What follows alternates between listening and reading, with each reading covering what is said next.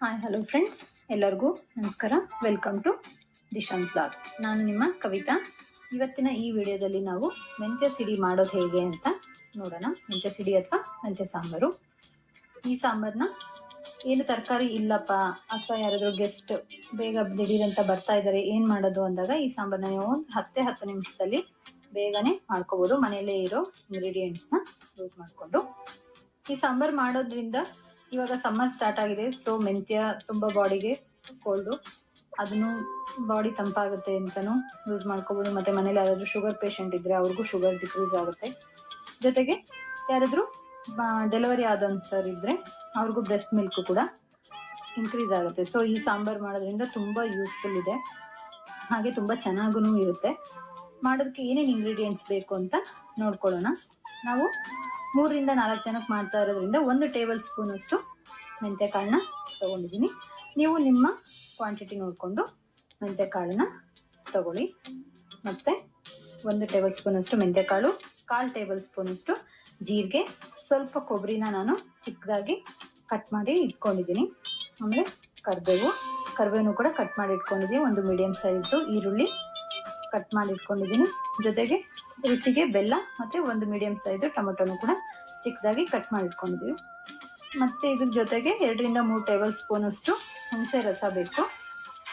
1 table spoon ಅಷ್ಟು ಕಡಲೆ ಪುಡಿ ಅಥವಾ ಪುಟಾಣಿ ಪುಡಿ ಅಂತ ಹೇಳ್ತೀವಲ್ಲ ಅದು, ನಿಮ್ಮ ಖಾರಕ್ಕೆ ಅನುಗುಣವಾಗಿ ಖಾರ, ಮತ್ತೆ ಸಾಂಬಾರ್ ಪೌಡರ್ 1 ಟೇಬಲ್ ಸ್ಪೂನ್ ಅಷ್ಟು ಸಾಂಬಾರ್ ಪೌಡರ್ ಆದ್ರೆ ಸಾಕು. ರುಚಿಗೆ ತಕ್ಕಷ್ಟು ಉಪ್ಪು, ಇದಿಷ್ಟು ಬೇಕು. ಈಗ ನಾವು ಟೊಮೆಟೊ ಮತ್ತೆ ಜೀರಿಗೆ, ನಾವು ತಗೊಂಡಂತ ಕೊಬ್ಬರಿ, ಆಮೇಲೆ ಇದನ್ನು ಪುಟಾಣಿ ಪುಡಿ, ಖಾರ ಪುಡಿ, ಮಸಾಲೆ ಪೌಡರು ಎಲ್ಲದನ್ನು ಮಿಕ್ಸಿ ಮಾಡ್ಕೊಂಡು ಸ್ವಲ್ಪ ನೀರು ಹಾಕೊಂಡು ಮಿಕ್ಸಿ ಮಾಡ್ಕೊಂಡು ಬರೋಣ. ಈ ರೀತಿ ಪೇಸ್ಟ್ಗೆ ಈ ಥರ ಆದರೆ ಸಾಕು. ಇಷ್ಟು ನುಣ್ಣಗೆ ರುಬ್ಕೊಂಡ್ರೆ ಸಾಕು. ಇದನ್ನ ಮಾಡೋದು ಹೇಗೆ ಅಂತ, ಇವಾಗ ಒಂದು ಸ್ಟವ್ ಮೇಲೆ ಒಂದು ಪಾತ್ರೆನ ಇಟ್ಟು ನಾವು ಮೆಂತ್ಯ ಕಾಳು ಏನು ತಗೊಂಡಿದ್ವಲ್ಲ ಅವನ್ನ ಡ್ರೈ ಆಗಿನೇ ಹಾಗೆ ಹುರ್ಕೋಬೇಕು. ಒಂದು ಪಾತ್ರೆ ಸ್ವಲ್ಪ ಬಿಸಿ ಆದ ನಂತರ ಈಗ ಮೆಂತ್ಯ ಕಾಳನ್ನ ಹಾಕಿ ಹುರ್ಕೊಳ್ಳೋಣ. ಅದು ಚಿಟ ಚಿಟ ಅಂತ ಸೌಂಡ್ ಮಾಡುತ್ತೆ ಫ್ರೈ ಆದಮೇಲೆ.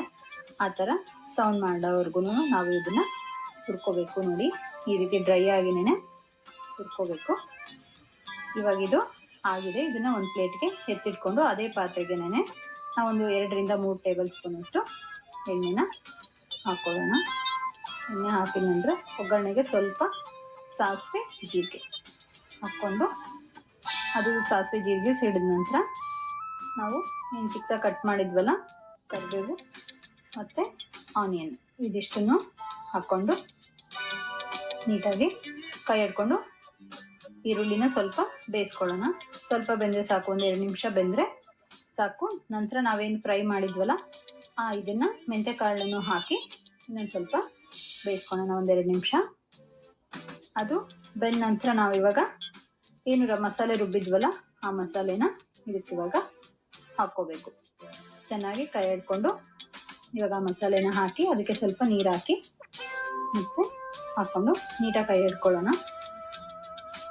ಈ ರೀತಿ ಎಲ್ಲ ಚೆನ್ನಾಗಿ ಎಲ್ಲ ಮಿಕ್ಸ್ ಆಗೋ ರೀತಿ ಕೈ ಹಿಡ್ಕೊಂಡು ಇವಾಗ 1-2